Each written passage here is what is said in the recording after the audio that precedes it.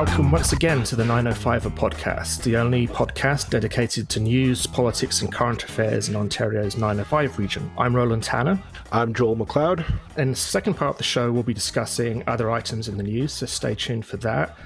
But this week, we're delighted to welcome someone onto the podcast described by Andrew Coyne as a force of nature, a one-man think tank pressure group who won't stop until he sees his ideas for better democracy put into action. He's also been called a wizard, a mastermind, an ultimate ideas guy, a mad scientist, and his TED Talk, The Antitdote to Apathy, has nearly 2 million views.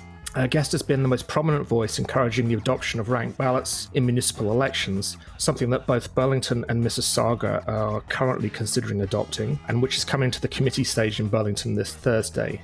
More importantly still, his book, Teardown, Rebuilding Democracy from the Ground Up, is a hugely entertaining look at both the massive systemic problems with how our democracies currently work and the well-established solutions that already exist if we can only have the courage to adopt them. It's a very great pleasure to welcome Dave Meslin to the podcast. Okay, well, hi Dave, and thanks very much for joining us today. I'm really pleased to have you on the podcast. I thought I'd start off by asking you first. Obviously, there's a few cities in the 905 region which are looking at ranked ballots at the moment. One's Burlington, and I believe just last week the Mississauga's kind of indicated that it's going to be looking at ranked ballots as well. And for those people who don't know what ranked ballots are and why people say that they're a good idea, could you kind of give the introduction on what they are and how they work? Yeah, sure, Roland. So ranked ballots are the fastest growing democratic reform in North America. Been sweeping through the U.S. for quite some time. Big cities use it: San Francisco, Minneapolis. Most recently, the entire city of New York has switched to it, and the entire state of Maine has switched. So this isn't some weird, obscure idea. This is a mainstream idea that's growing rapidly. And even here in Canada, anyone who's ever watched a leadership race for any party, Green, Conservative, Liberal, NDP, provincial, federal, what they do is they have a rule that it's not just who gets the most votes. You actually have to have a majority of the votes to win, which is a pretty basic idea in any election. How could you be the leader of a party if most people in the party don't want you to be the leader? But that's exactly what we do for our city councils every 4 years. We have mayors and councillors all across Ontario who, quote, won their seats with less than 50% of the vote. So you can have an incumbent mayor where 60% of the voters say, we don't want you back, and they win their seat again because the remaining 60% or the remaining 60%, we're split, 2 or 3 ways. So they win with 40% support. A ranked ballot's very simple. You just rank your choices in order, 1, 2, 3. And on the first count, you just look at the first choices. If anyone has a majority, they win. It's over. If no one has a majority, you just eliminate the candidate with the least votes, and you look at those ballots and reallocate them to the second choice. You keep doing that until someone has a majority. Super simple, super easy. People will say it's complicated. People will say it's expensive. People will say it's unnecessary.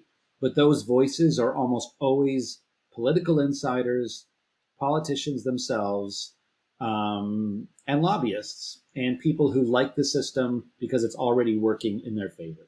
It's actually on a side note, I've actually voted in a proportional representation election, a different system from ranked ballots. Which one was that? Actually, it was in Scotland, so I think it's MMR, mixed member. MMP, so you end up voting for multiple candidates. Yeah, cool. And which is quite a bit more complicated. And believe me, everybody got it within 30 seconds. It's like, this is a no-brainer. Now, with ranked ballots in particular, I guess the traditional argument has been that it encourages people to kind of look outside. I mean, basically, you have to appeal to all voters. You can't just go after, 40% or whatever and hope that you can get by.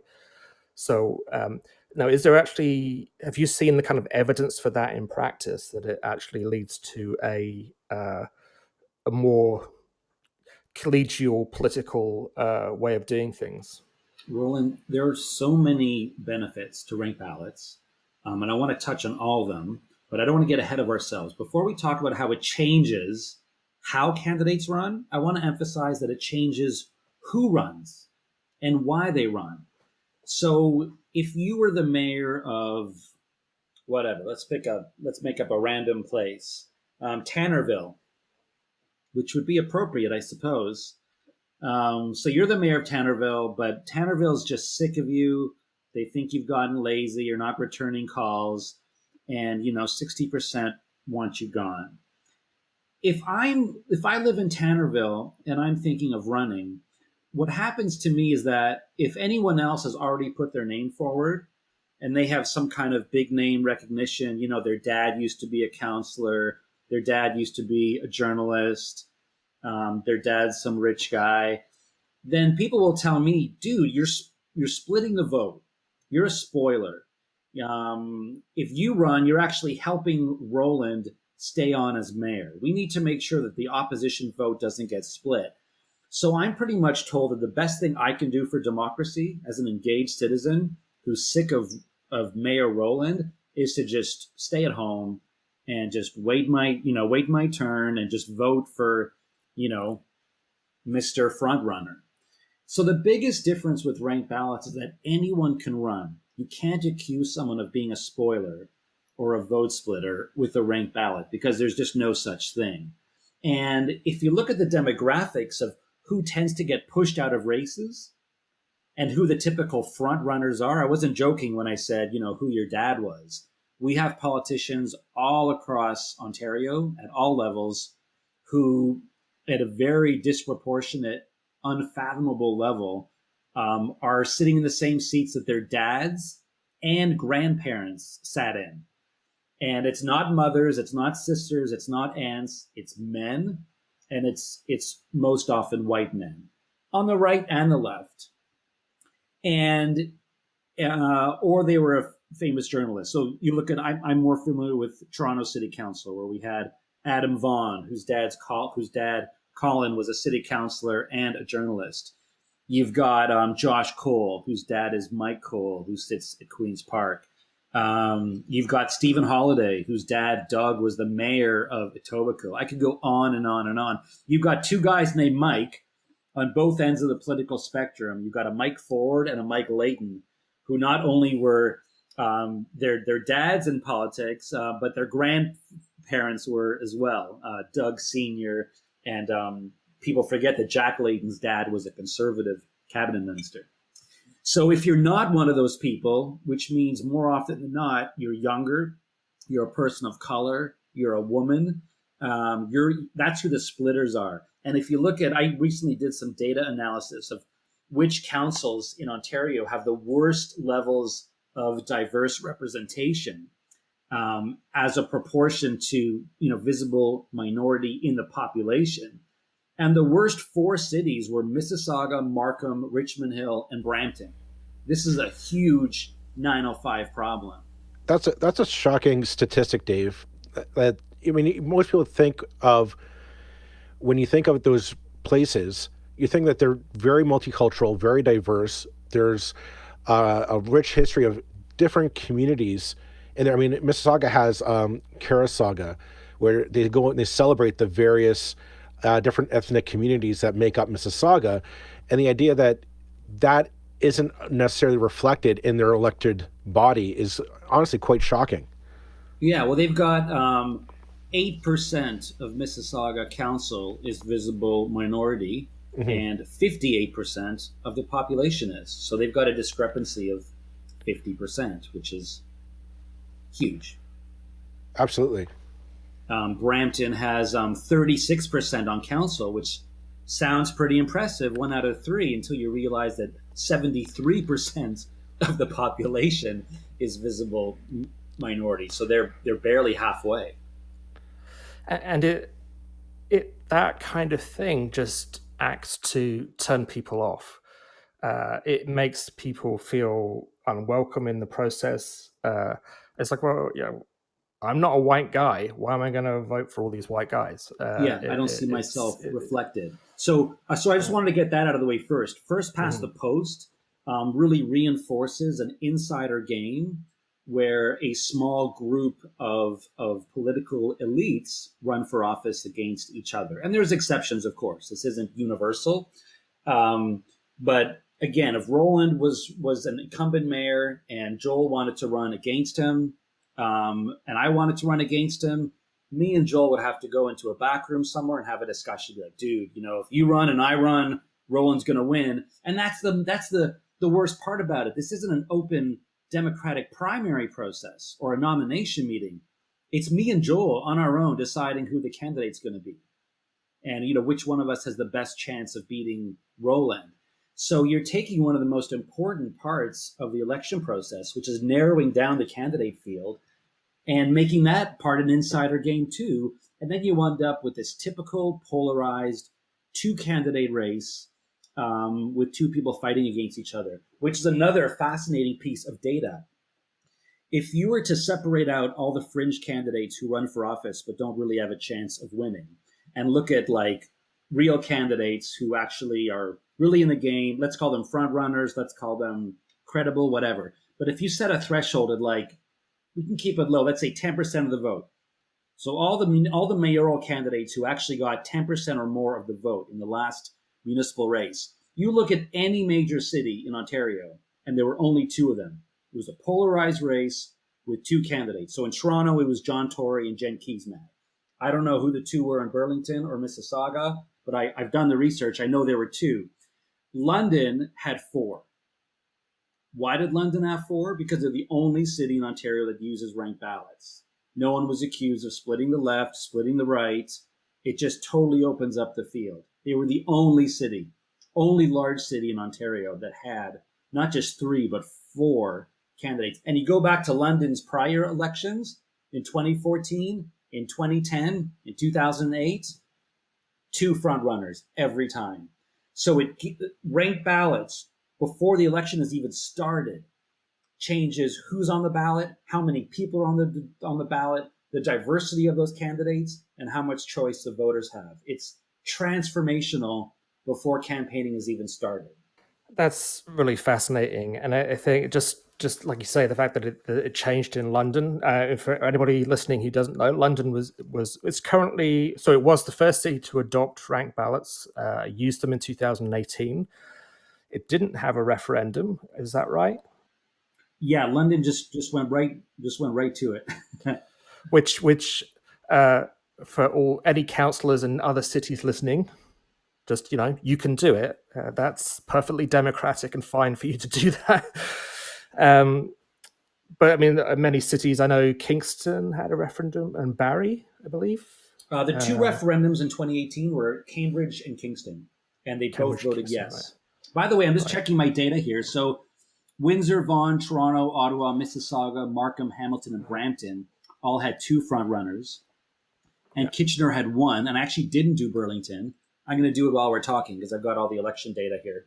Well, the two front runners in Burlington were, I think it would be safe to say, would be Rick Goldring and Marianne Mead Ward. And Rick Goldring was the incumbent. Marianne was the challenger, and she upset the standing, so to speak. And was there a third? There was a third candidate. There was a third. Mike Wallace, who used to be the MP in Burlington, ran.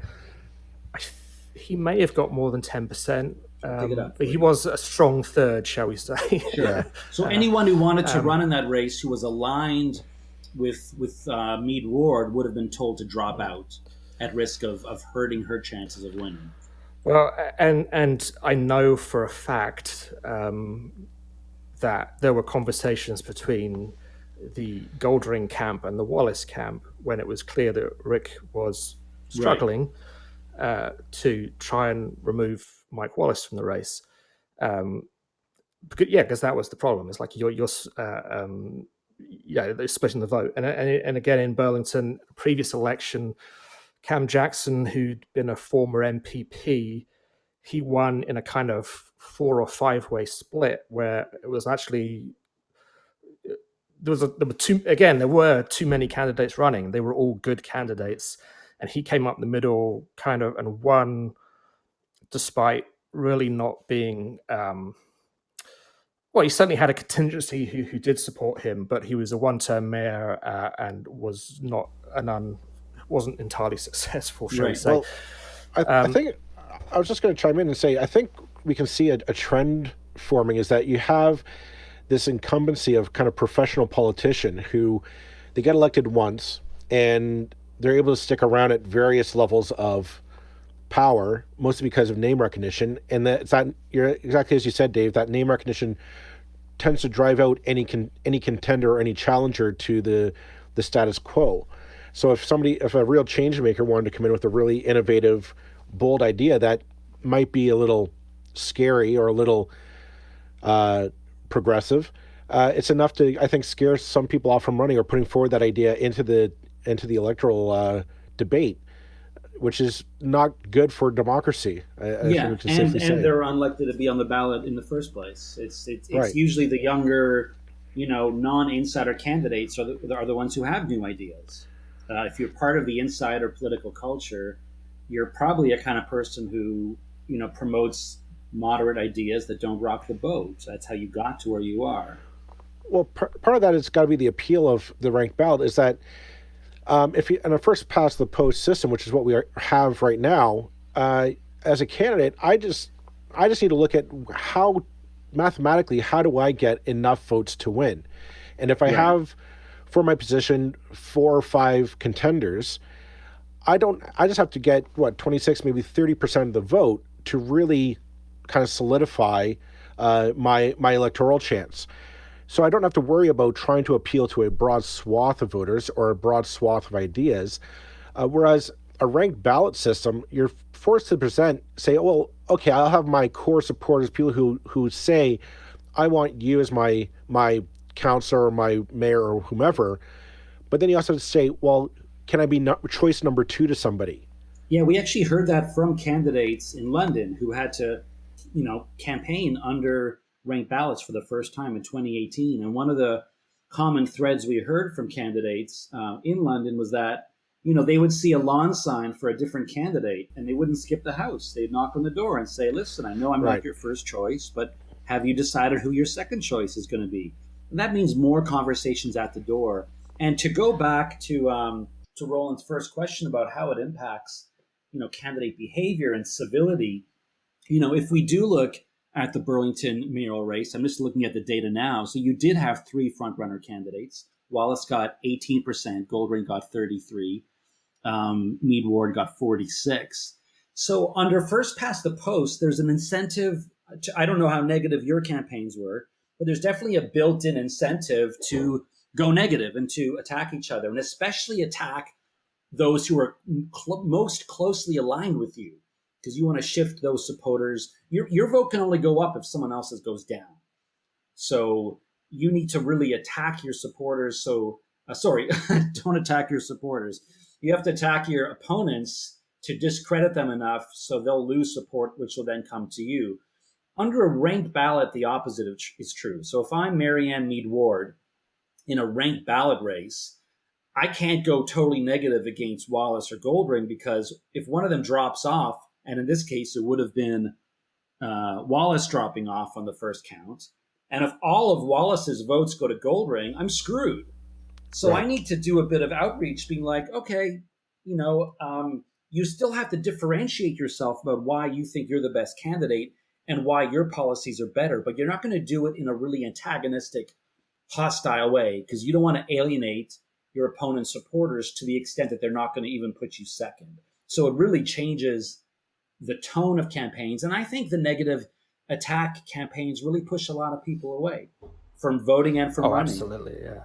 It was, I mean, Burlington elections used to be a complete snooze fest in that often they were almost entirely by acclamation. You didn't even have now that's changed. As we've grown, Burlington's becoming I think like so many 905 cities is kind of growing up and feeling more and more like a grown-up city where you have a genuine kind of political debate about direction of things.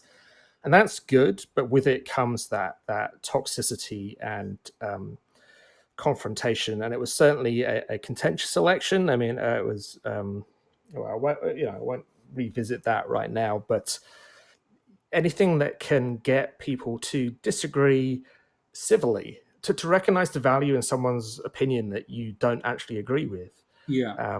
is so important. To be able to listen to someone who again, they may be a conservative, I may be from the other end of the spectrum, but to say, well, you know what, I disagree with X, Y, and Z, but A, B, and C are pretty good. Um, that's where politics, to my mind, needs to get over the next few years. Right. If we're going to stop seeing the decrease in turnouts and just that general feeling of they're all the same, they're all bums, they're all crooks, which is so pervasive. Yeah. Which kind of brings me on, actually, conveniently, to your book, The Teardown, which I guess was published a couple of years ago now. Yeah, last year.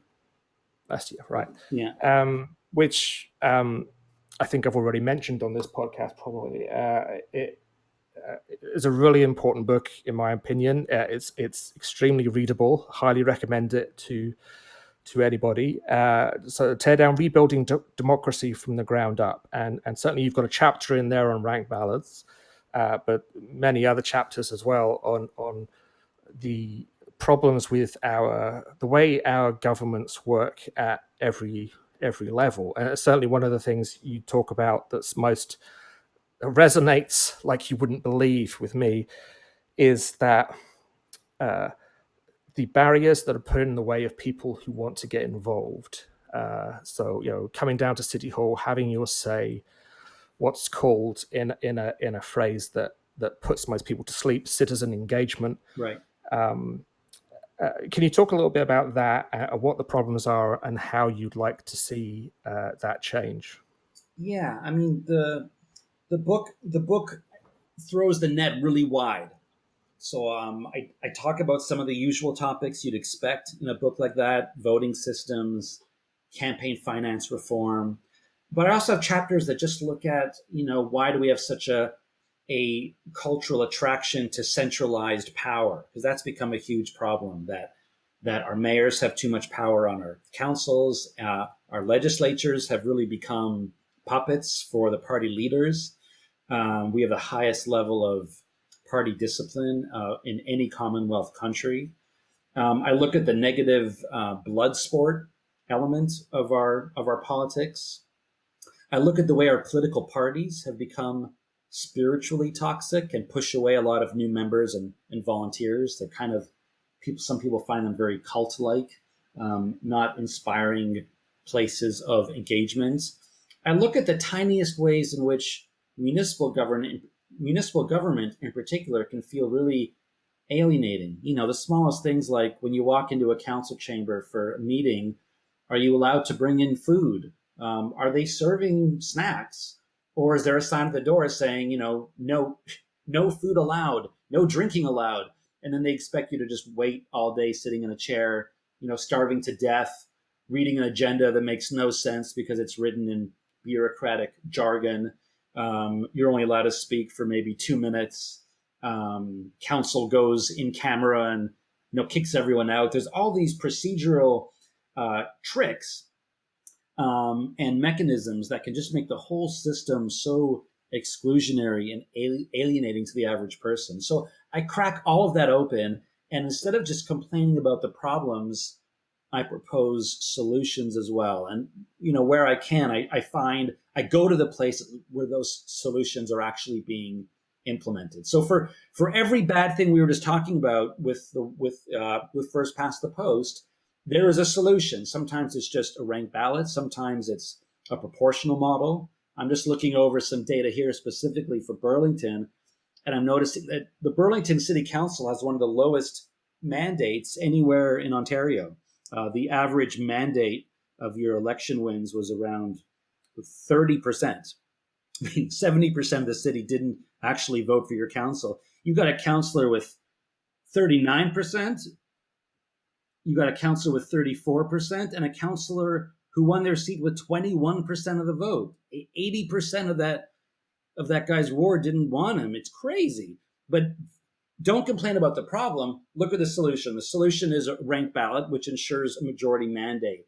How do we move forward a palette, a spectrum, a toolbox of simple, tangible, winnable ideas to make democracy more accessible for everyone. That's what I'm doing with my life, and Teardown is kind of the roadmap for that work. Because Burlington Council is voting on this literally next Thursday. If you could speak to them and encourage them to if they're worried that this might end up with them losing their job, which is a valid concern, I guess. What would you say to them to take the leap and to do this?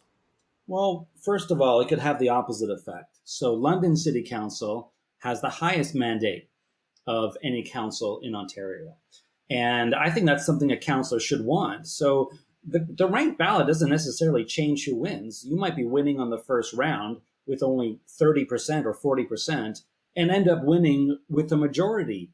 Wouldn't you rather actually have that majority and be able to say, I represent my ward with a complete mandate, rather than Kevin Galbraith right now knowing that he's only got 21.3%. Like that can't feel good. I don't even know this guy.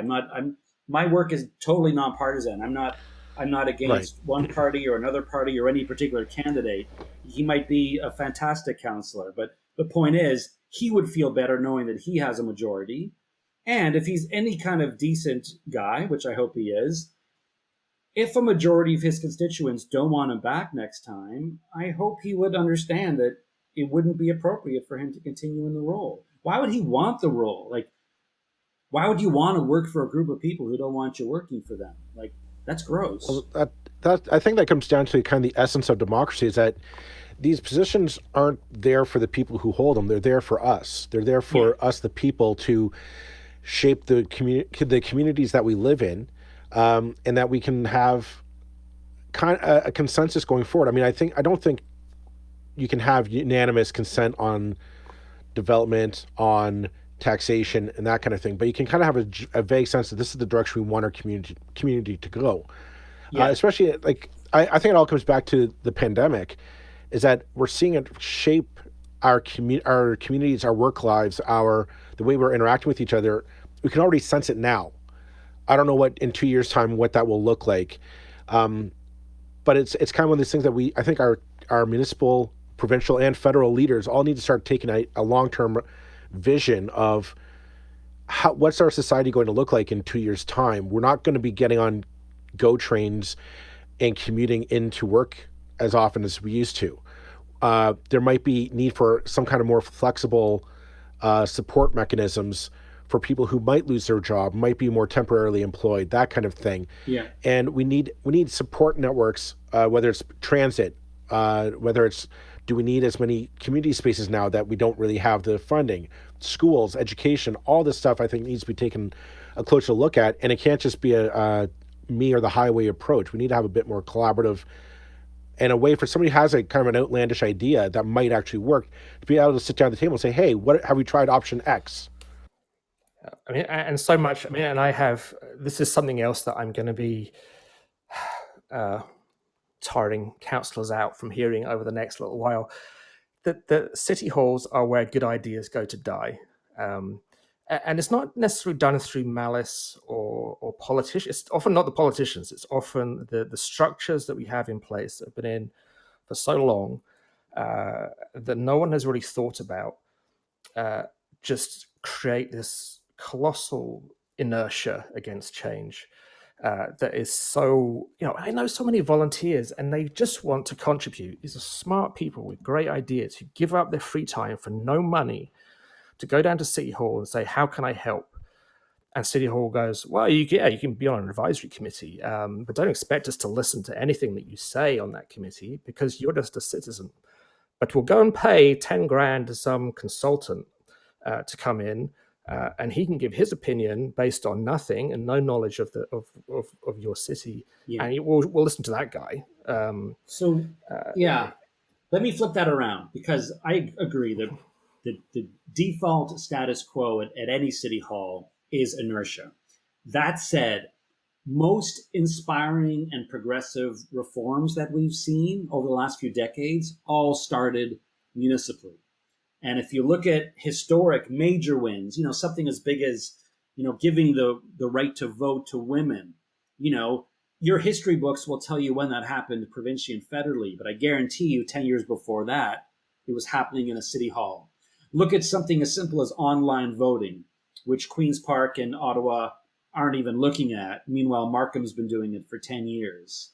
Look at municipal voting reform in the United States, where they're using ranked ballots in cities for decades, and now it's going statewide in Maine. So I actually think that municipalities, and particularly mid-sized municipalities, just like Burlington, are the laboratories for reform. Again, not only is Ottawa not looking at voting reform or Queen's Park, neither is Toronto City Council, right? And again, Markham's been doing it for 3 or 4 elections, no problem. Toronto's not going to be a leader on any of this stuff. It's going to be medium-sized towns like London, like Cambridge, like Kingston, and like Brampton, Mississauga, and Burlington. Absolutely. You are at ground zero in terms of fertile soil for these seeds to grow. And most of my efforts right now are actually focused outside of Toronto, because I think it's places like Burlington where this can happen. Campaign finance reform. The best example I could find anywhere from my book was municipal elections in Seattle. Participatory budgeting. It's happening only municipally in Chicago and New York. I could go on and on and on. So city halls are really the most accessible level of democracy, especially in Canada, because if you meet with your city councillor and convince them of a certain opinion, you can actually influence their vote. You can't do that with an MPP or an MP because their votes are whipped. They have no say over their vote. I mean, if you convinced an entire cabinet, fine. But you can actually push a city council by meeting with 4 or 5 people, reasoning with them, and convincing them. So I think that's the place to look. It's the place to invest energy. And if we want to shift our democracy towards something that's more meaningful and relevant and responsive, City Hall is the place to be. I think, well, first of all, thank you for saying that, because you've made me enthusiastic, because I have certainly felt at times over the last year almost beaten down by the process of trying to see even moderate change in city halls. But you're absolutely right that because of our lack of party whips in local government, things can happen much quicker. Much quicker can still be too slow for an impatient person like me. but yeah, I mean, you are absolutely right on that. Yeah. Patience is the name of the game. And it's happening slowly, but up until 4 years ago, Canada was the only member of the OECD that was using first past the post universally for all 3 levels of government. As of 2018, we have 1 government in all of Canada that has used a ranked ballot, that's London, but we have 2 more cities that have now voted yes in a referendum. So we've gone from 0 to 1 to 3. So the question is now, who's next? Who are the next 5 or 10 cities that are going to take that pioneering leap and lead the way? I think Burlington would be perfect. And this council is still a new council. It's a young council. It's a council that was elected with a mandate for change, undoubtedly. And if I was on that council, which I'm not, the voters spoke, and I'm not. However, if I was on that council, I would be wanting to say, look, this is something big that we've done that is different, that is changing the conversation. And what's the worst that can happen?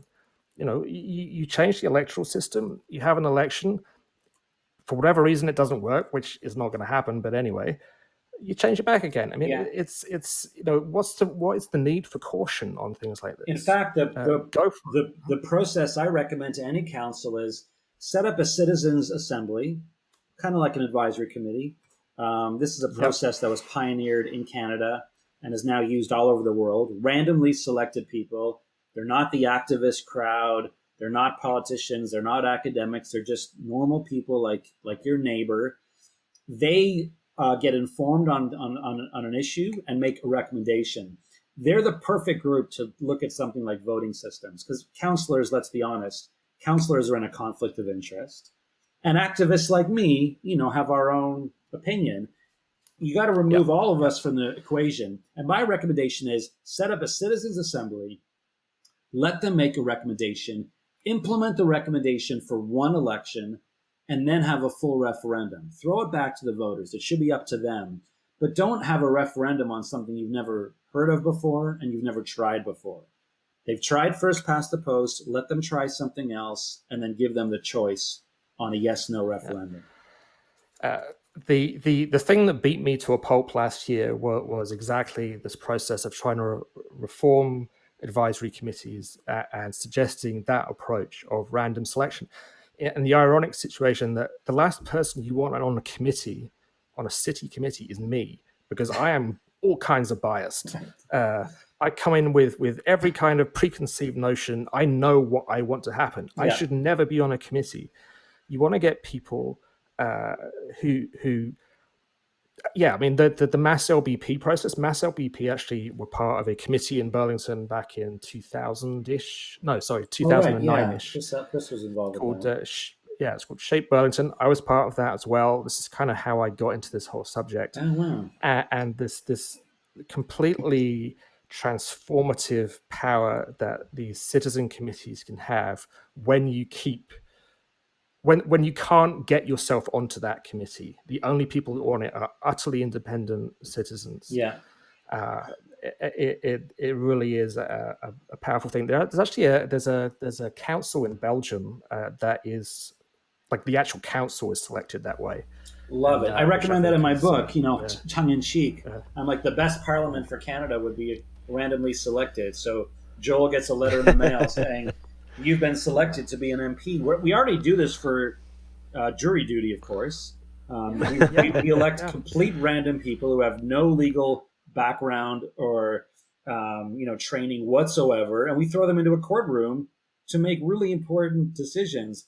I would love to see that for our city councils and for our legislatures. It would solve so many problems overnight. And that's the funny thing about this whole ranked ballot discussion. You want to talk radical, you want to talk about real change, I've got tons of crazy ideas. A ranked ballot is actually such a small and simple change, we shouldn't even have to debate it. All the parties are already using it. It's in Robert's rules. The Academy Awards uses it for Best Picture. And most city councils even use it internally. If a city council like Burlington has to choose a interim councillor to fill a vacancy if a councillor dies or retires, they use a runoff system where the winner needs to get 50%. Everyone's using this. Let's just do it and then move on to way more interesting discussions, like how do we create a better education system that gives kids more civics background and training of how to be more confident in their ideas and how to have the emotional intelligence to participate in complex decision making, right?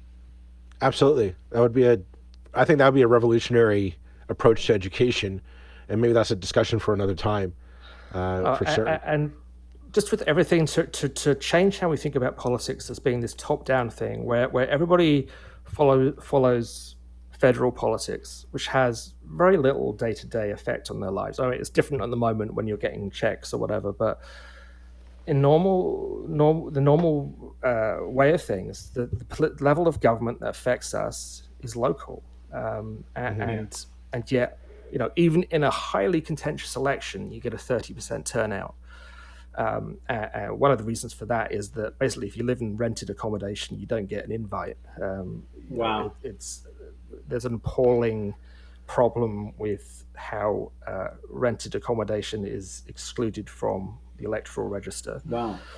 Another story for another day. And actually, oddly enough, I believe the PCs have actually made a move towards addressing that. But anyway. By the way, that probably also means that voter turnout is even lower than you think, because voter turnout is calculated based on percentage of voters who are on the list. So if your list is missing people, that means turnout's under 30. There are multiple candidates. I was one. I certainly know of at least one other in Burlington. Found entire buildings that were not included on the register at the last election, and again, with municipal, when you've got a more transient population, a less white, less middle class, less wealthy population, there's already enough barriers in place to stop you going out to a voting booth. Yeah. To not even get the thing through your letterbox that says "come to vote." It shouldn't, and Roland, it shouldn't just say "come to vote." It should be a full-color booklet that says "come to vote." Here's what council does. Here's photographs of who the candidates are. Here's their website, and here's a paragraph from each of them and a summary of their platform. It should be like a catalog, just like we get from IKEA and Canadian Tire on our doorstep, a menu of what the options are, and then you should be able to vote by phone, online, mail, or in person. Make it as easy as possible. The interesting thing would be if you allow each candidate to provide their door knocker.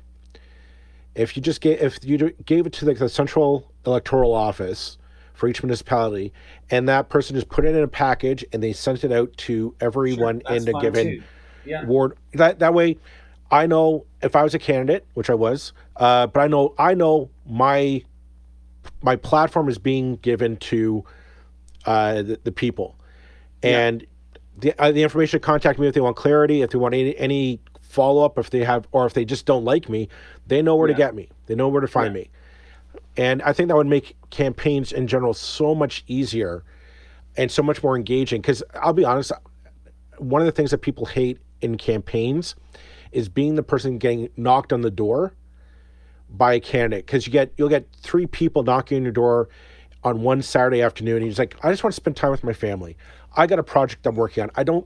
Now is not the time to engage me in this discussion. I want to engage when I have the time to be aware, to be knowledgeable, and to say, hey, I want to hear more about your idea for project X, Y, and Z.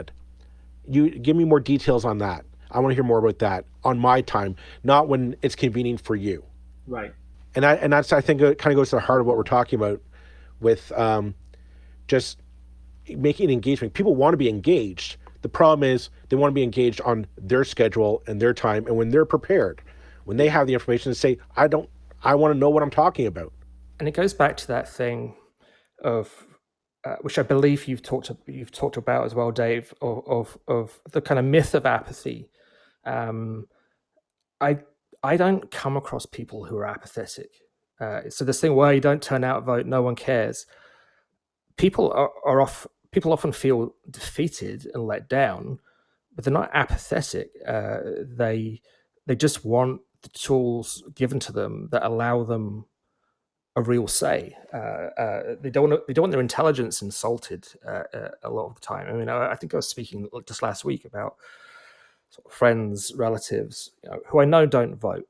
I know that they will talk about politics and they will talk about how person X is not someone they're particularly keen on at great length. So that the passion is there, just like it is with someone like me who's very much involved. The difference is that they've kind of given up, and they've been the system has persuaded them that it's not worth putting that piece of paper in the box. Yeah, the system does 2 things. It reduces your motivations to believe that voting will matter, but then we also we literally make the physical act of voting almost as hard as possible. Why do we hold elections on a weekday when everyone's working and then going home to feed their family? It's crazy. Imagine having a pride parade or a Santa Claus parade or a Grey Cup on a Monday. People would be like, what are you doing? Anytime you want to maximize participation or exposure, everyone knows you do it on a Sunday. It's universal. So there's just, again, like such a simple, small thing that most people have probably never even thought of. But it should at least be on a weekend, or make it a national holiday, a provincial holiday. Call it election day. Everyone's off work for a day, which means now you not only are more likely to have people voting, you'll have way more volunteers, way more opportunities for polling stations to be inside of schools. Mm-hmm. This is a no-brainer, absolute no-brainer. It's almost as if we've gone out of our way to design a system that will minimize participation and come up with a list of all the things we could do that will discourage people from voting. Yeah. Yeah, no, absolutely, It's absolutely. I think it sabotage was. by design. Well, I think we can agree we can do better. But I can see our time is coming up on 45 minutes, so I think I'm going to wrap it up there for us for this week. Dave, I want to say thanks for coming on and sharing your thoughts, and I think we could go on for hours on this topic for sure. We say every week that we could go on for hours, and it's literally true. And this week, you can't stop me. So That's why I'm going to. Dave, for coming on. Yeah. So yeah, Joel's having to keep me under control. Well, thanks to both of you, and good luck with transforming Burlington into a democratic space of pioneering reforms. I should say as well, I mean, if anybody wants to find you on Twitter, you're on Twitter at Meslin. At Meslin. Yeah, is that right? That's it. And you have a podcast as well, is that right? I'm going to be launching a Patreon soon as part of Unlock Democracy Canada. And the website is unlockdemocracy.ca. There'll be a link there very soon to our Patreon platform. Very good.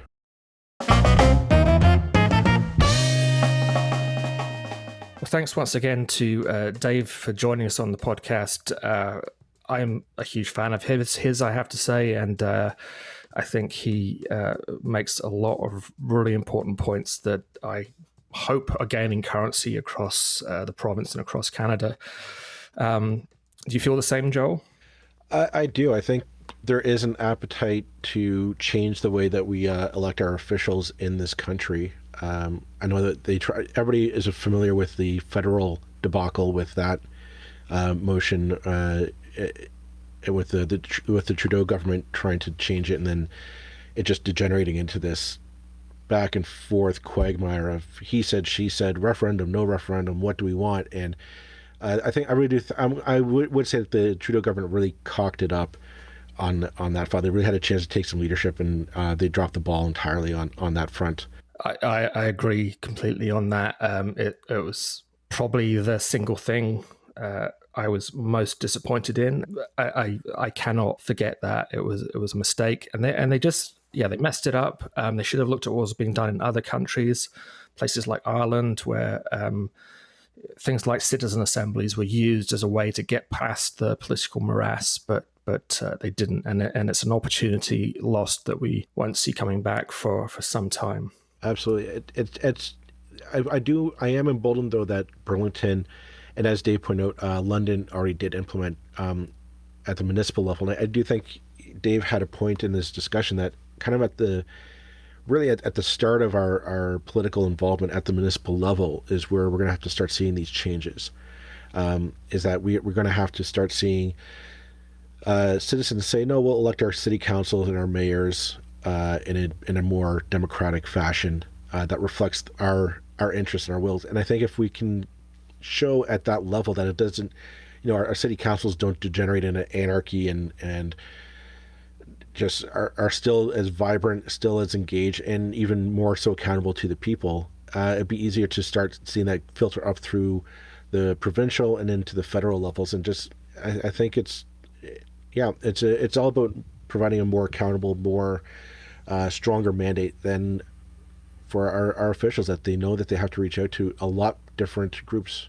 It does touch upon something that I think we've been kind of covering in terms of a theme in the last few episodes of the 905er, and that's that the 905 is changing. We're seeing more groups of people, more different ethnicities, different religions, different economic backgrounds, all coming into living in the 905 region, but we're not seeing that filter up into the political class in terms of who we're electing and who's representing us at the tables of power in this country.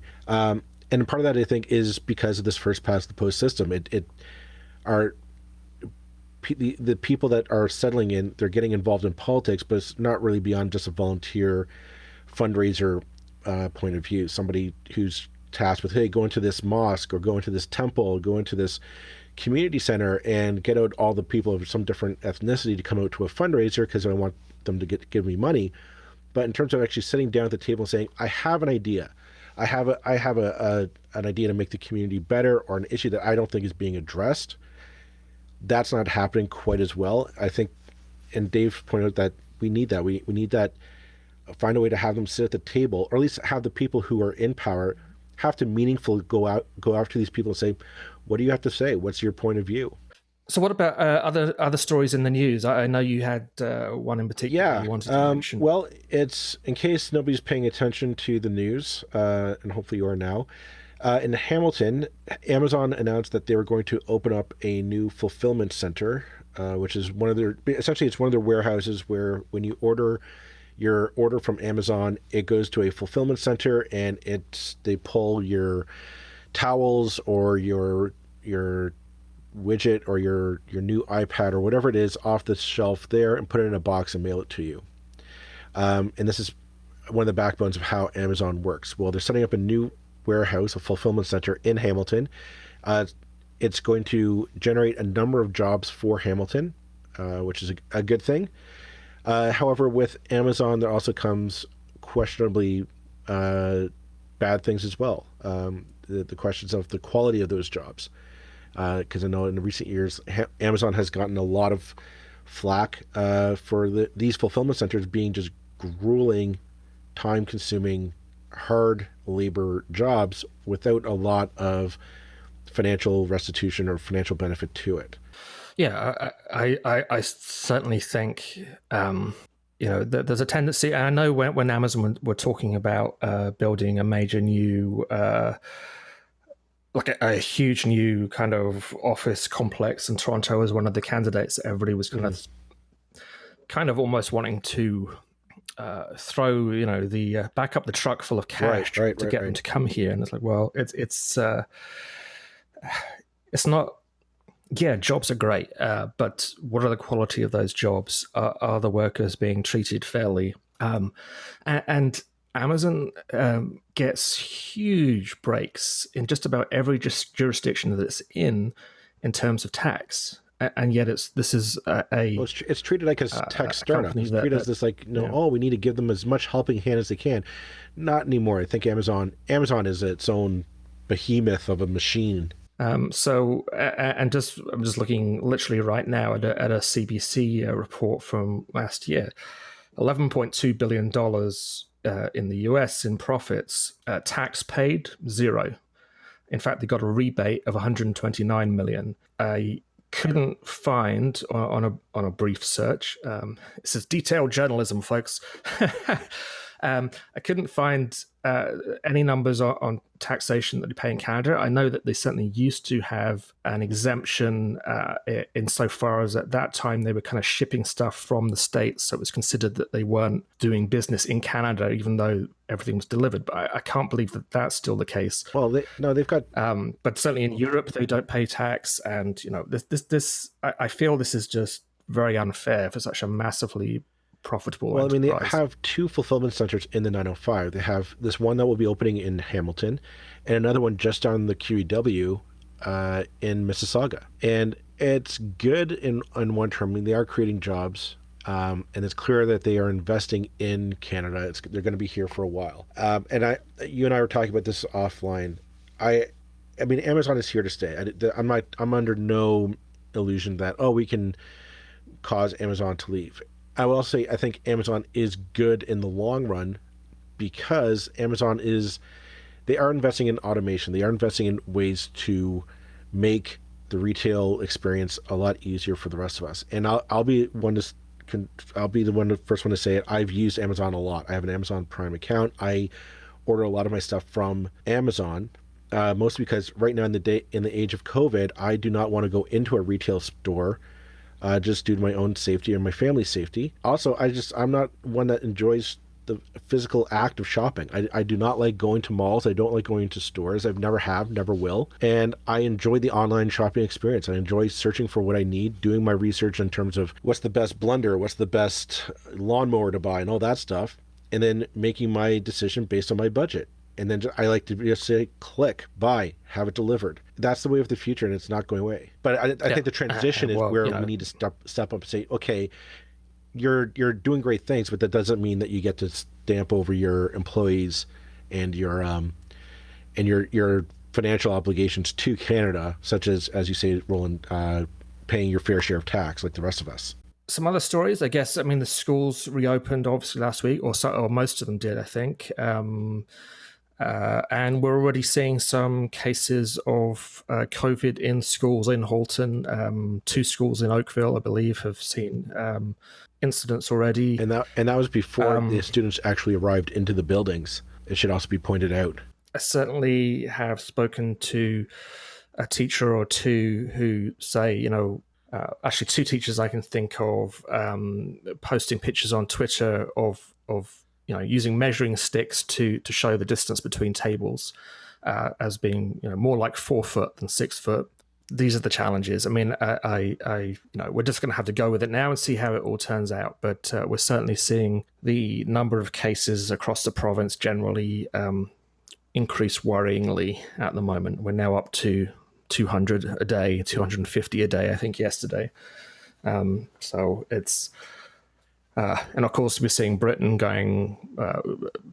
adopting something closer to a second lockdown, or certainly putting restrictions back in place. That's the trick there. I think that the keyword that we're seeing is exponential increase. This isn't like doesn't look like a blip. This looks like a definite exponential increase in our numbers. Now, whether or not we'll get to a threshold where we have to shut down again is another question, another debate, but the trend is definitely worrying.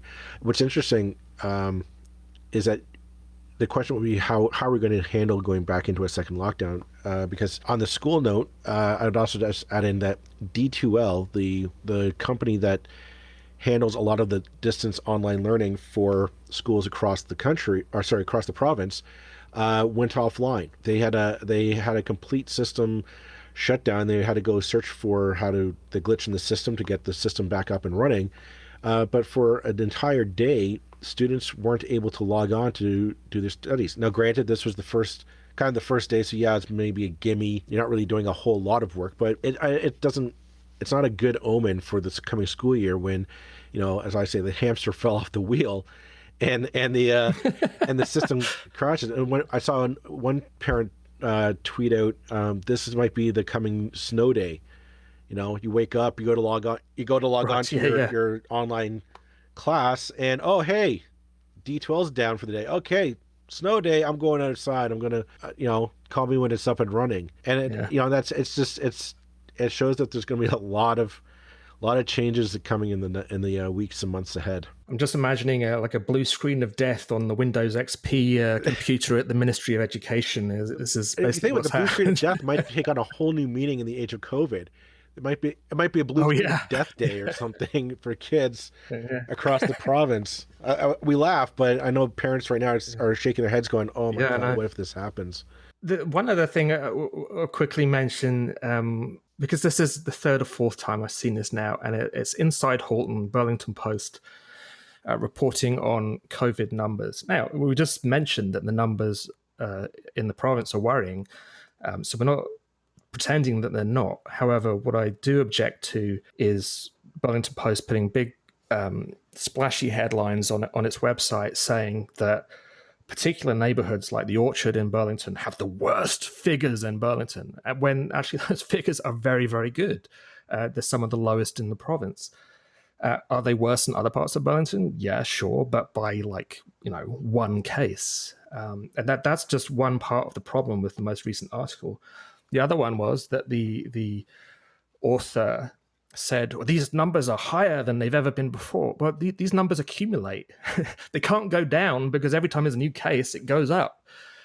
So just absolutely shoddy, dreadful reporting. I'll mention Shannon Gillies, who's a former candidate in Burlington, pointed out that point that it completely passed me by, that they're just not even understanding the statistics that they're looking at. And it's not good, but it's also inflammatory. I mean, if you live in that neighborhood, and I know the trend has been they've been kind of moving the neighborhoods around depending on what numbers get up. Well, what are we going to do? Like put a barricade around that neighborhood? Are we going to all of a sudden say, okay, all the side roads going to that neighborhood, let's put up a concrete barricade and tell everyone to stay in your homes until the numbers decrease, which is ridiculous. The notion is we're in this together. And I'm not saying just Halton or just not the 905 or just Toronto or Ottawa, like the province is in this together. And my worry is that the reporting is telling this to be like, okay, well, this part of the provinces, their numbers are going up. Well, we just won't go into that part. We've seen Toronto and Peel, the numbers have been increasing. Well, Halton is right next door to Peel. Peel can still travel into Halton. We're not islands on this case. And I agree. Like this, the reporting makes it sound like, shame on these people. They're just dirty COVID people, which is irresponsible. Well, yeah, and you think of things like, I certainly remember as a child, bullying based on a neighborhood that someone came from, that kind of class-based or often race-based, sadly, prejudice. Yeah, it's attaching a stigma which is indefensible on the basis of an actual problem with the orchard. Orchard's numbers are absolutely fine in a provincial context. If you want to talk about Milton, that's a different question. I think it's southeast Milton, close to the area around the hospital, has really high numbers that are much higher than the provincial average. Well, then you've got a fair question and a fair article. Why is that? What was happened there that has caused that? But please don't insult us with just picking numbers and making headlines out of them. Anyway, that's my rant of the week. Anyway, that's enough for this week, I think. Thanks again for listening, and make sure you tune in next week for another episode of the 905er. And I'll hand it over to Joel to take it out with all the important social media stuff. We are on social media on Twitter, Facebook, and Instagram. Search for us, 905er. You can also see our website, the905er.ca. All of our episodes are posted there, as well as some editorials that Roland and I add from time to time on the various topics that we cover each week. And as well, feel free to email us, info@905er.ca. Tell us how we're doing, how we're not doing, and where we could do better, and any stories that we might want to cover in future episodes. We'd love to hear from you. Absolutely. And certainly I'll just add one tiny thing to that. If you're someone who lives in other parts of the 905, in Brampton, Markham, Oshawa, wherever, get in touch. Tell us the stories that matter to you so that we can make sure that they're featured on future episodes. Thanks, everybody. See you next week.